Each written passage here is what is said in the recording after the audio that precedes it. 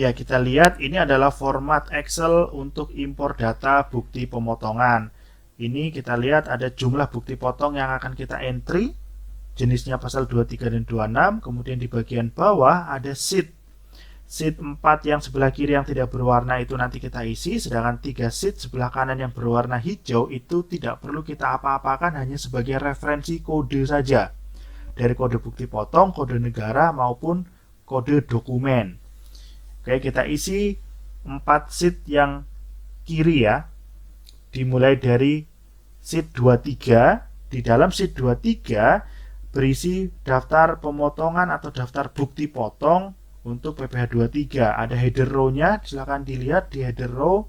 Ada masa, tahun, tanggal pemotongan, NPWP iya atau tidak, NPWP-nya berapa, kemudian ada NIK-nya berapa kalau memang tadi tidak ada NPWP, kemudian ada nomor telepon, kode objek pajak, kemudian ada tanda tangan pengurus untuk di bukti potongnya, kemudian ada jumlah penghasilan bruto di situ terlihat, dan sebelah kanannya lagi fasilitas, ada iya atau tidak. Kalau iya, nomor dokumen terkait fasilitas tersebut silakan diisikan. Intinya saat ini sudah tersedia tampilan 6 row data. 6 row data ini berarti 6 bukti potong. Tadi di dalam sheet rekap sudah tertulis juga ada 6 ya. Jadi di sheet 23 ada 6 row data. Kita lihat dulu sekarang kode objek pajaknya. Kode objek pajak dari sheet referensi kode bukti potong. Jadi kode-kode itu kita cek dulu. Ini ada daftar kode objek pajaknya, terus nama objek pajaknya apa. Jadi nanti kita pilih dari situ, kita masukkan ke dalam sheet 23 kode objek pajak sesuai transaksi yang dipotong. Nah, dari 6 row data ini akan muncul, harus ditulis angka 6 pada sheet rekap. Nah, biar cocok 6 row, 6 data. Kemudian masuk ke sheet PPh pasal 26. Di sana tersedia 5 data. Kemudian kita lihat header row-nya dulu, dari mulai masa, tahun, tanggal. Kemudian ada identitas wajib pajak di luar negeri. Kemudian ada tanggal lahir, alamat, nomor paspor, KITAS, kode negara, kode objek pajak, dan juga penandatangan bukti potong, jumlah penghasilan bruto, kemudian perkiraan penghasilan neto, dan juga fasilitas-fasilitas terkait dengan pemotongan PPh pasal 26. Nah, saat ini berarti kalau ada fasilitas dituliskan spesifik merujuk ke yang mana, nomornya, dan seterusnya. Kemudian kita lihat bahwa saat ini tersedia 5 data bukti pemotongan 26. Ya, berarti 5 bukti potong yang mau kita entry ya. 5 itu sesuai dengan sheet rekap harus kita isi angka 5, kita ketik manual. Kemudian kita lihat di dalam sheet 26 juga ada kode negara tadi. Nah, kode negara ini kita lihat, kita ambil dari sheet referensi kode negara. Di sana tersedia, kita cocokkan, kita ambil. Kemudian di sheet itu juga tersedia terkait kode objek pajak PPh pasal 26.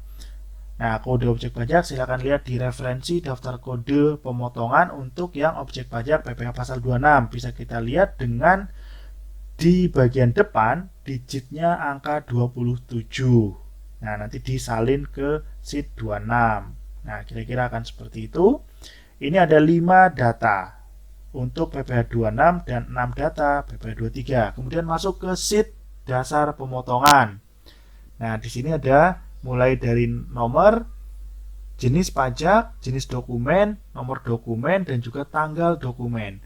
Ada juga angka 1, 2 di bagian bawah. Angka 1 ini menunjukkan row pertama dari sheet PPh 23. Row kedua dari sheet PPh 23. Row kedua ada 2, artinya ada 2 dokumen yang terkait dengan row kedua PPh 23. Kalau yang misalnya 4-nya ada 3 kali, berarti 4 dokumen ini dalam 1 bukti potong di row keempat PPh 23. Kemudian ada jenis dokumen.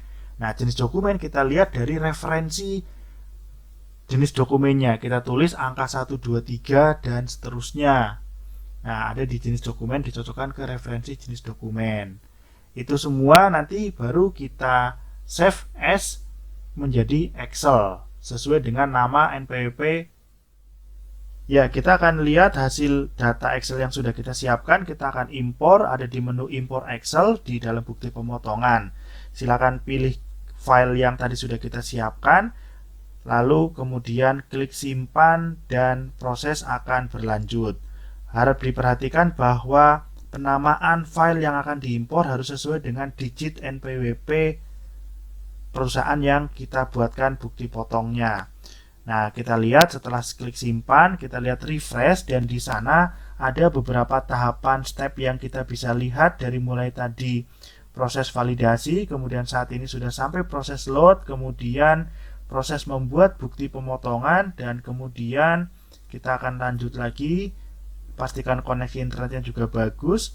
Nah, sudah selesai, validasi selesai, dan bukti potong berhasil di generate. Dari ini berarti sudah tidak ada gagal. Kalau ada gagal bisa dilihat di error validasi. Hasilnya bisa kita pantau di daftar bukti potong PPH 23 kalau memang sudah berhasil terimpor. Nah, di sana bagian paling atas ya, ini yang tadi barusan kita entry-kan. Kemudian di bagian kanan ada status belum posting SPT terhadap bukti potong ini. Ya, berikutnya kita entry PPH pasal 26 secara manual. Untuk pemotongannya di menu input BP26, tampilan seperti PPH 23 tadi. Pilihan dimulai dari mengisi untuk tahun pajaknya dan juga untuk masa pajaknya. Kemudian di bawahnya kita mengisikan tax ID number. Pengisian tax ID number ini secara manual ya. Berbeda dengan tadi yang di PPH 23, isi digit NPWP, nama identitasnya akan keluar. Kalau yang ini harus diisi secara manual semua. Kemudian di sana juga nanti akan ada alamat, kemudian negara, kemudian juga ada tambahan nomor paspor, nomor kitab atau kitas. Silakan bisa diisi ketika individual. Kemudian di bagian bawahnya kita akan siap untuk masuk ke dokumen referensi. Silakan klik tambah. Nah, dokumen referensi ini sama seperti yang tadi kita temui di PPH pasal 23. Intinya dokumen-dokumen sebagai dasar pemotongannya dilakukan. Bisa kita pilih misalnya invoice, kemudian kita tuliskan nomor dokumennya, kemudian kita tuliskan tanggal dokumennya. Klik simpan. Di bawahnya kita akan terlihat ada tanpa fasilitas atau juga PPH 26 dengan tarif P3B ataupun dengan yang DTP. Kalau kita memilih yang PPH 26 dengan tarif P3B, yang pilihan kedua, silakan tuliskan tanda terima SKD yang sudah kita upload melalui menu ISKD. Tanda terima ini dituliskan di kotak yang tersedia di sana dan pastikan penulisannya dilakukan secara benar. Dari sana kemudian kita lanjutkan pengisian pajak penghasilan yang dipotong. Pilih kode objek pajaknya. Setelah memilih kode, pilih atau tambahkan jumlah penghasilan bruto. Kalau PPH 26 ada beberapa jenis penghasilan dengan penghasilan neto. Kemudian karena tadi ini memilih dengan P3B, bisa saja tarifnya menjadi 0 sehingga PPH dipotong 0. Kemudian terakhir adalah menuliskan identitas pemotong pajak atau penandatangan bukti potong ya, sesuai dengan pilihan yang sudah tersedia. Nah, dari sini kita coba cek kembali di bagian tadi dokumen referensi. Ada pengisian nomor tanda terima dari submit SKD di menu ISKD. Andaikan penulisan tanda terima ini ternyata keliru, typo, dan sejenisnya, maka akan muncul SKD tidak ditemukan. Atau ini berarti harus kita urus lebih awal sebelum pemotongan di entry atau bukti potong dibuat. Nah, nanti untuk ISKD kita bahas di kesempatan yang terpisah. Kemudian dari bukti potong 26 kita klik simpan. Oke. Kemudian kita lihat hasil dari entry-nya di daftar bukti potong PPH 26. Di sana akan terlihat yang sudah kita entry ya. Bisa kita klik lihat. Dan inilah wujud dari bukti potong PPH 26